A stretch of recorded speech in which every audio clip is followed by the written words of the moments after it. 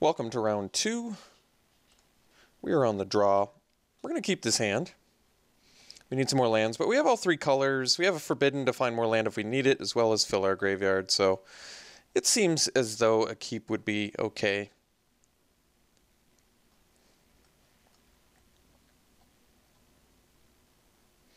So remember, our base colors are black-white, but we do have a Forbidden Alchemy that we would like to curve into. The only reason I'm saying this is I'm trying to decide which guild gate to play first. And this only matters in case I draw an untapped land, but even then it probably doesn't matter. I really don't need to play a turn 2 Pit Keeper to win this game. So we'll just start it off with our base colors here, and then we'll pass. We will be needing a 3rd land, so we can play the Alchemy to find a 4th land, just in case. There's a Signet. Uh-oh, another guild gate. I mean, it's not a... Actually, it's not really a big problem at all. So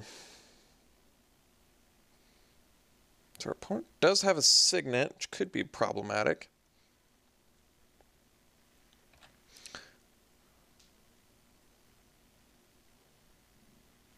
Okay, no plays. That's good news.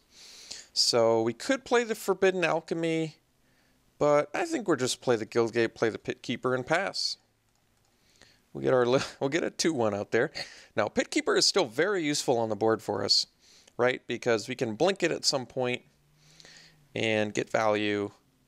And this way we're maximizing our resources for next turn so we can play a Restoration Angel, which even without the blink is still quite good.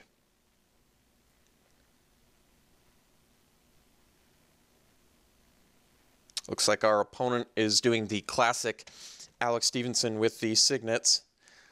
Actually, my opponent did not have problems like I did.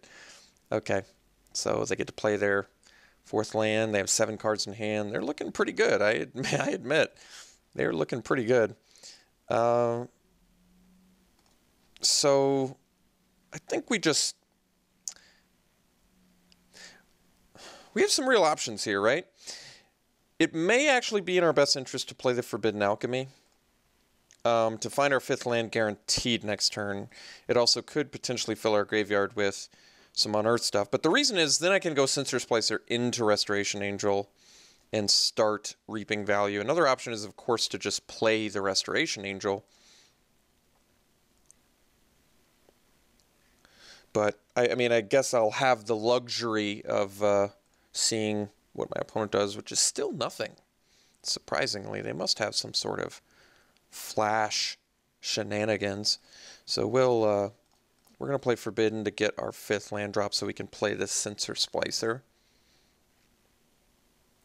Well, that's actually just fine. So we're going to take a land. We're going to let the blink go to our graveyard.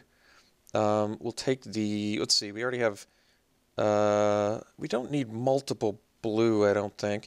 So I guess we'll take another black, probably. It's our most prevalent color, right up there with white. Okay. So we'll do this.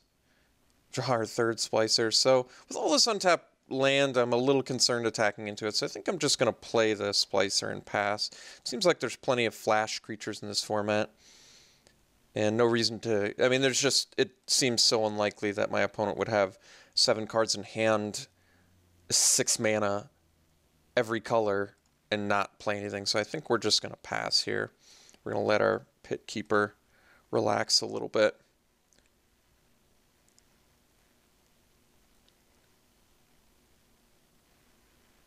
Okay, Eyes in the Skies, getting some tokens. So next turn, if we draw a land, we can... Well, I guess we can't flashback, but we're going to do the Restoration Angel. Lingering Souls, okay.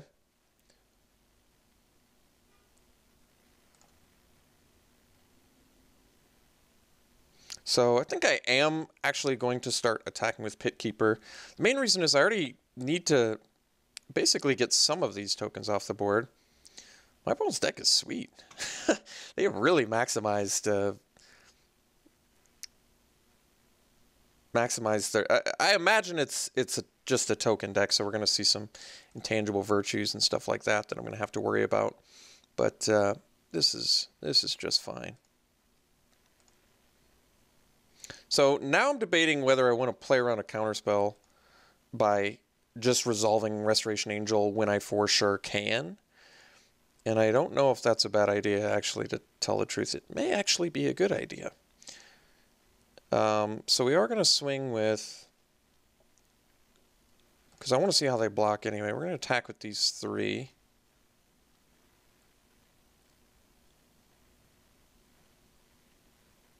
Okay, so we will resto. And like I said, I just want to make sure I resolve this. We don't know if my opponent has a counterspell, but a 3/4 flyer that blinks here, like, it just seems so essential that we do in fact resolve this, that I would very much like to resolve this.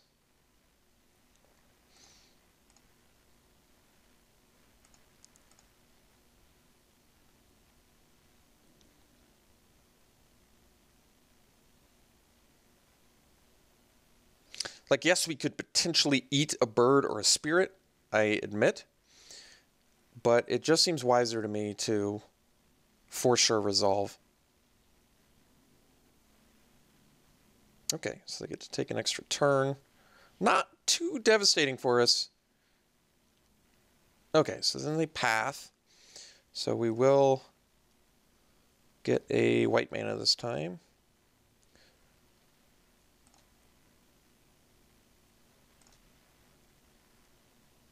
Well, no attacks was a mistake. Looks like they accidentally forgot to attack there, which is good for us, but I imagine we're going to see a Virtue or a Guy's Anthem or something, which is going to be pretty huge. Bronze Beak Moa. Oh, wow. Okay. So that's going to work well with their Shimmering Grotto and Lingering Souls, right? This thing's going to get very big. So now they're attacking. I'm glad they didn't attack last turn, rather. That's pretty important. I think this Vanish into Memory could be potentially very good for us. So this time we're just going to smash with Pit Keepers and some Golems. And if our opponent makes the Moa huge, we get to vanish it into memory.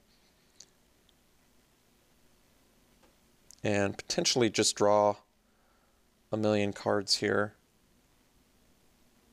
Okay.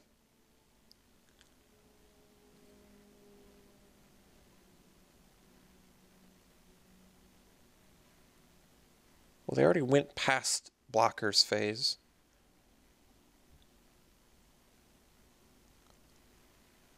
So, Ether Towing. Oh, and they get to copy it. I see. Okay. Okay.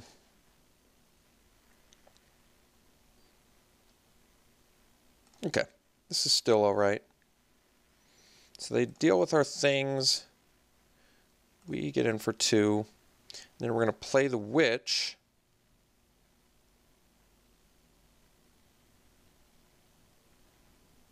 And we want to leave up the Witch ability, of course, but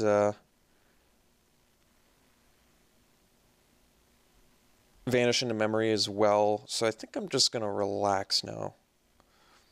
Because we can still, remember, we can block the Moa with the Splicer and blink it. We can also start eating some tokens as well. But I think it's in our best interest to just blow the Moa up with Vanish into Memory and draw a million cards.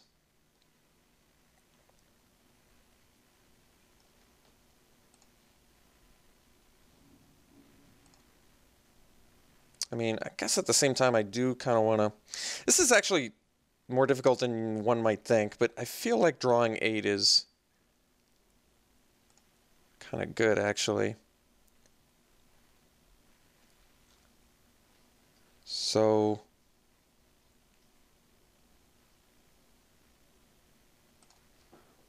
let's vanish the Moa. See, this is tough because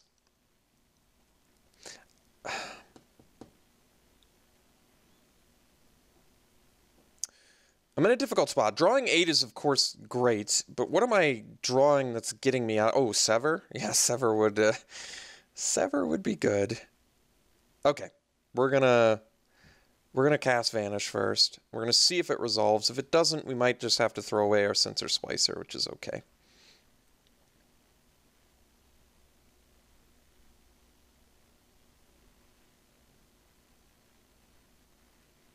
Okay. So we're going to take 4.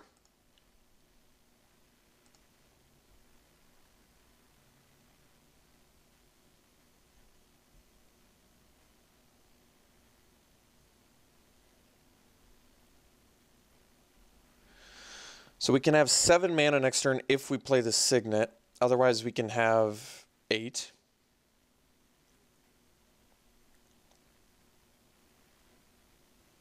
Okay, that's not a big deal.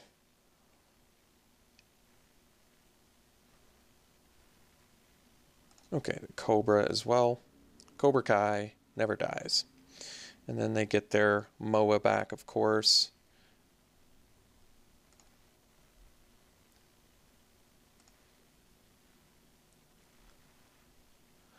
So we only have to discard 2, so we'll discard a couple lands. Yeah, okay, I take it back. Vanish into Memory is insane. How about draw 8, discard 2? Okay, so let's maximize our play here. Like I said, we can have 7 mana at our disposal if I play the Signet, which means I could play the Noble, the Skyfisher, bouncing the Witch, which seems pretty good. So why don't we... Do we want to attack with the Pit Keeper? I guess we don't. Now we want to be able to chump the Moa. So I think we'll just play Signet, Noble, Skyfisher, Bouncing Witch, and then we'll pass.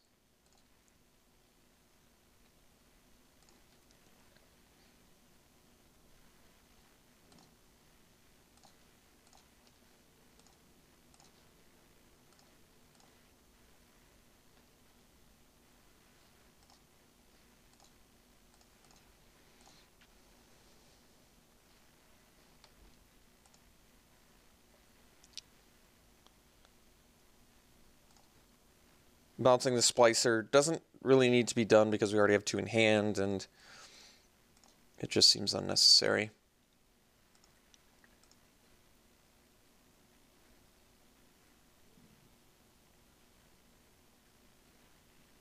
Okay. So I suspect that's going to tap down one of our flyers.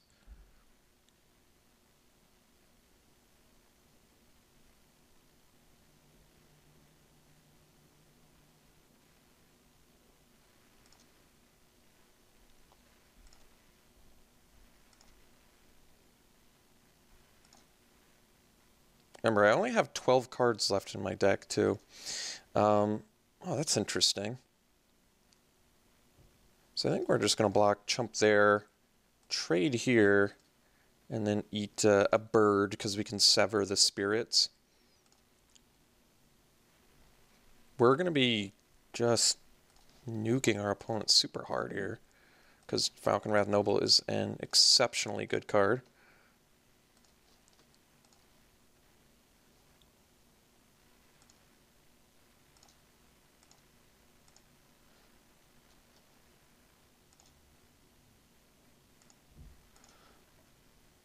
Okay, so let's play the land. And at this point we have only 2 creatures in our graveyard. We do have a blink if we need it. So let's maximize our play here. Let's play the Splicer. I could attack with Skyfisher because I have blink. But we'll just play the Splicer. You can actually play 2 Splicers too, which is pretty good. The question is, do I need to leave up the blink? I kind of want to. I think it's wise for us to do that. So it may be in our best interest to just leave up blink and alchemy. So I think I'll do that.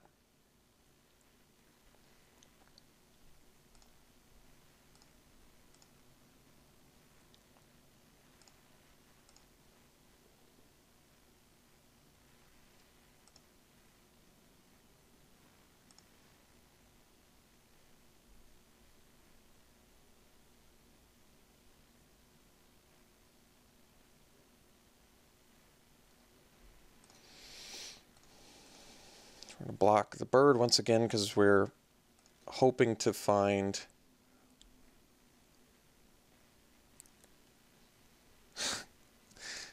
That was a very strange game. Valkyrat Noble for the win, though. Wow. Okay, so our opponent's deck is... I have to assume there's a Gaia's Anthem or an Intangible Virtue in there. I don't think that's an unsafe assumption. Is there anything else? A lot of card advantage coming from our opponent, right? Research and Harmonize, which are just phenomenal card advantage spells. I'm not too concerned about Arachnus Web and Ether Toe because we just basically go infinite with Witch or just all our blinks. Like, our value will overcome these removal spell value. But we do have to worry about things like Virtue and Anthem with all of these tokens. Thankfully, our deck has Sever the Bloodline, so we do have a phenomenal main deck way to deal with, you know, a bunch of tokens. Bronzebeak Moa is a very strong card in a token deck as well, but not against us because we do have good little chump blockers that don't matter, like Pit Keeper and, you know, the front side of a Splicer with a blink or something. Vanish into Memory was just exceptional that game too. Does Bone Splinter seem worse? I mean, it will take out a Moa, so that might just be worth keeping that in mind. So we could do the Sundering Growth. This is basically Sundering Growth to deal with the probable. It also can deal with a Signet, although I admit that's less good. But Populate does stuff for our deck, so I am going to take the Sundering Growth, and I think I may just cut the Bone Splinters because even though it deals with Moa, it seems like it's not that great against the rest of my opponent's deck. There's probably some fatties in there, though. But I don't really want to cut anything else. I kind of like our creatures, even the quad Pit Keeper. I'm not afraid to lose Pit Keeper to a token in some cases. And the late game value on it just seems very good. I might just cut the Bone Splinters. This does deal with a fatty, though. I do want Sundering Growth, though, especially since we can get token value.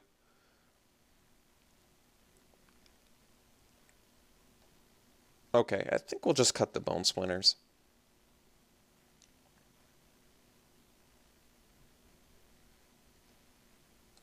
If I see a bomb creature, I'll be willing to bring Splinters back, but it just seems like if our...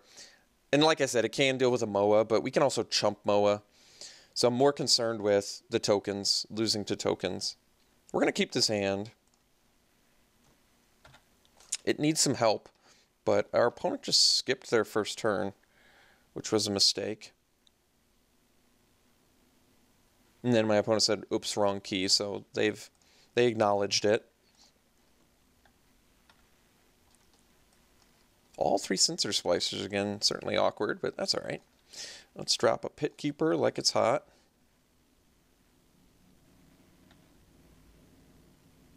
So a Forbidden Alchemy would be probably the best, well, if not a land, a Forbidden Alchemy. Okay, Noble is still very good, of course. So I guess we can swing here. Once again, in case my opponent has like a Gaia's Anthem, they can get past my Pit Keeper anyway. So I guess we'll play the Witch.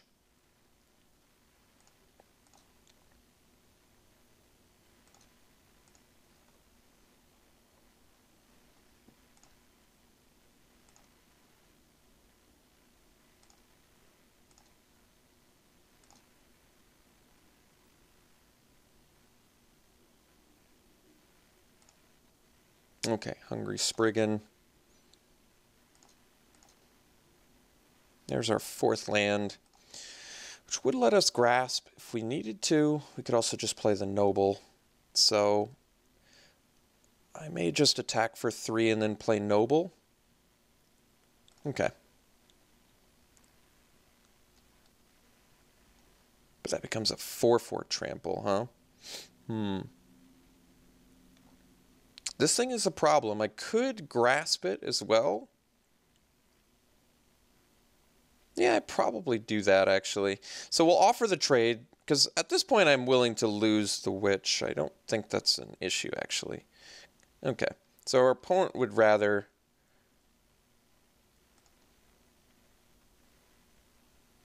So I could play the Noble, but I wasn't expecting the trade. So now I'm just going to Grasp instead because they lose their draw step, which is of course relevant.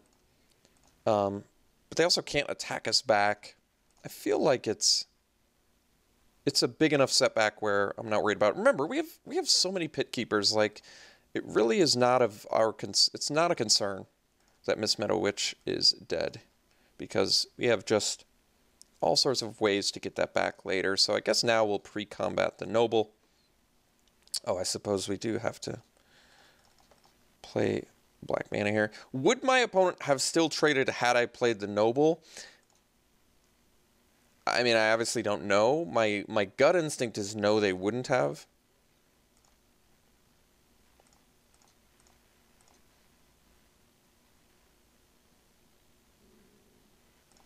But to be honest, I kind of like that trade more than I would suspect my opponent would. So there's our 5th land, but do I want to trade my Noble for a Cobra? Not especially. We'll just attack with the Keeper here.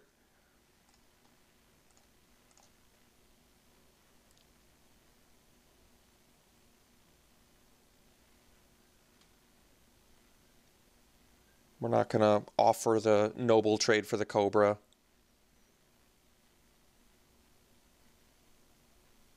If they Ether Toe, I'm okay with that. Creating the copy of Death Head Cobra, I guess I'm okay with that too. I mean, I don't see why that's... Okay. Okay. So now we'll pass.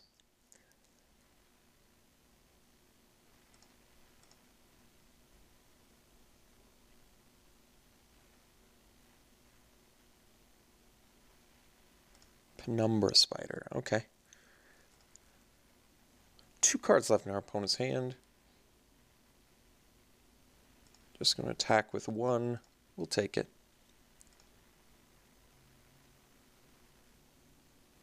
Okay. So now we can get on the Splicer train here.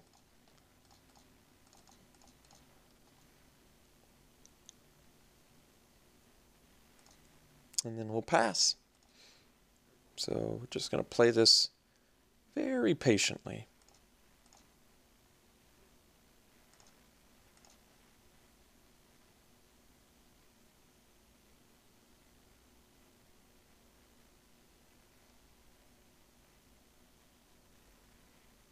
I almost feel like our opponent could have killed us if they hadn't traded their Spriggan for my Witch.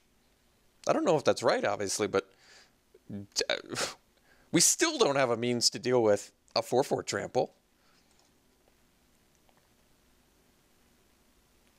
I imagine tapping the Golem. Yeah, okay.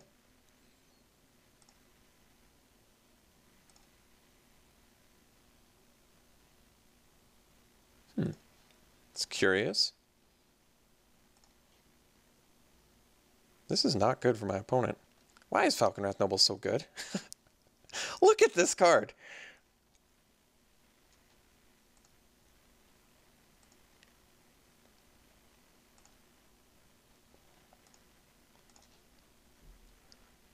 So they still have the reach, which is fine. So, I mean, I can grasp now. No, I can't.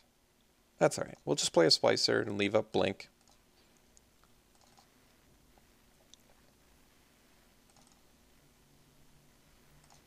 And pass.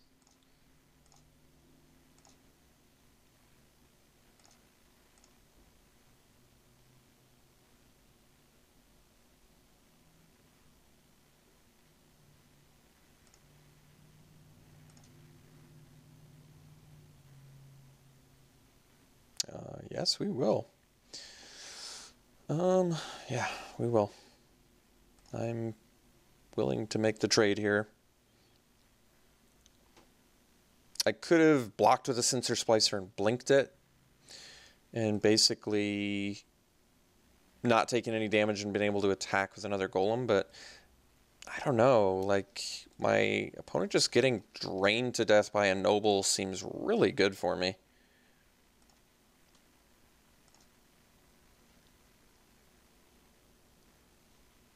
So we'll go for the blink on a Splicer.